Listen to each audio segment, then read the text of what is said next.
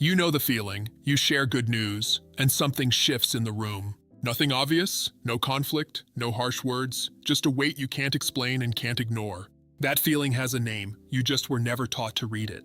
In this video, I break down 7 signs that someone close to you is quietly keeping score. In friendships, at work, inside your own family. Not with hostility, with a smile, with a compliment that somehow leaves you smaller, with support that only shows up when you're struggling.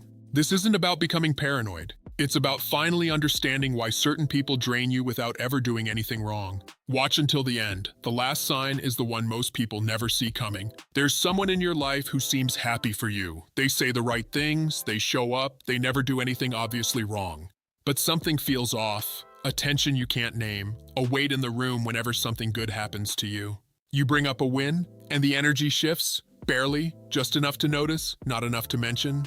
You can't call it jealousy, you can't call it hostility, because they haven't done anything, and that's exactly what makes it so disorienting. Here's what's actually happening. They're competing with you, not openly, not consciously maybe, but the scoreboard exists, and they check it every single time your name comes up. Silent competition is one of the most common dynamics in close relationships, friendships, workplaces, families, and it almost never gets named. Because the person running it is usually someone who cares about you, or at least believes they do. In this video, I'm going to show you 7 signs that someone in your life is quietly keeping score. Not so you become suspicious of everyone, but so you finally understand why certain interactions leave you feeling smaller than when they started. Most people who compete silently don't think of themselves as competitive. They think of themselves as supportive, caring, present, and in many ways, they are. That's what makes this so hard to detect. The competition lives underneath the relationship, not on top of it. It usually starts with comparison. Someone measures their life against yours, salary, status, relationships, appearance, and finds the gap uncomfortable. But instead of addressing that discomfort directly, they manage it socially. They subtly minimize your wins, they redirect attention, they introduce doubt. None of it looks like rivalry, it looks like friendship. The brain is wired to track social hierarchy. Even people who consciously reject competition will unconsciously monitor where they stand relative to others. It's not malice, it's biology operating through behavior. But understanding the mechanism doesn't mean you should ignore the pattern. Because silent competition, left unread, does something specific. It trains you to shrink around the people who should want you to grow. These are the signs. Sign 1, they match every story with a bigger one. You mention something that went well. Before the moment can settle, they have a story. Slightly larger, slightly more impressive, delivered casually, like it just came to mind. It doesn't feel like an attack, it feels like conversation, but notice the pattern over time. Your promotion becomes a reminder of theirs. Your trip becomes a comparison point. Your good news is never just yours, it's always a launching pad. This is called one-upmanship, and it's rarely conscious. The person genuinely believes they're just contributing. What they're actually doing is neutralizing your moment, keeping the scoreboard level, making sure no single win of yours goes unmatched. The sign isn't one story, it's that your wins never land without an echo. Sign 2, they give compliments that leave you feeling worse. You look great. You've clearly been working on yourself. That was really good. Honestly, I didn't expect that from you. I'm impressed. This isn't usually your thing.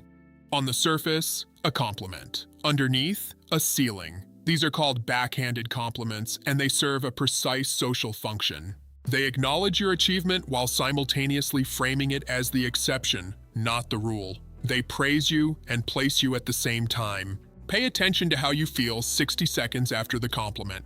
If there's a residue of deflation, something in the delivery was designed, consciously or not, to keep you from standing too tall. Sign 3, they seem unmoved by your good news. You share something you're genuinely excited about, and they respond with the energy of someone reading a weather report. Oh, nice, cool. No follow-up question, no curiosity, the subject changes quickly. This isn't always indifference. Sometimes it's something more specific, the inability to celebrate you without experiencing their own discomfort. Your good news activates their awareness of what they don't have, and the flatness you sense is them managing that feeling in real time. People who genuinely want good things for you ask questions when good things happen to you. Curiosity is how care shows up in conversation. Its absence tells you something. Sign 4, they mention your failures at convenient moments. You made a mistake 6 months ago. You moved past it, but somehow it keeps reappearing. not as an attack, as a reference. A casual mention at exactly the moment when you're most visible, most confident, or most likely to be taken seriously by others. Remember when you tried that and it didn't work out? The timing is never accidental. This is a repositioning move, a subtle way of reintroducing doubt at the moment it's most useful to them, not to hurt you, to level the ground. Watch what gets remembered. People remember what they find useful, and someone keeping a file on your failures is someone who needs them for something. Sign 5. They downplay your plans before you begin. You share an idea, something you're excited about, and before you've even started, they're already managing your expectations. That market is really saturated. A lot of people try that and it doesn't pan out. Are you sure you have the time for something like that right now?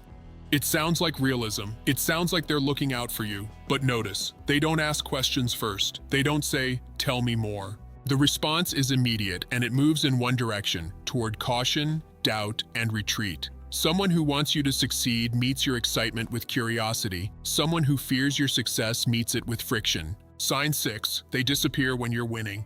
When things are hard for you, they're present, consistent, available, almost unusually so. But when things go well, when you get the opportunity, the recognition, the result you worked for, they become strangely distant. Responses slow down, plans fall through. The energy that was there before quietly recedes. This is one of the most revealing patterns in silent competition, and also one of the most painful, because it means the relationship was partly built on your struggle.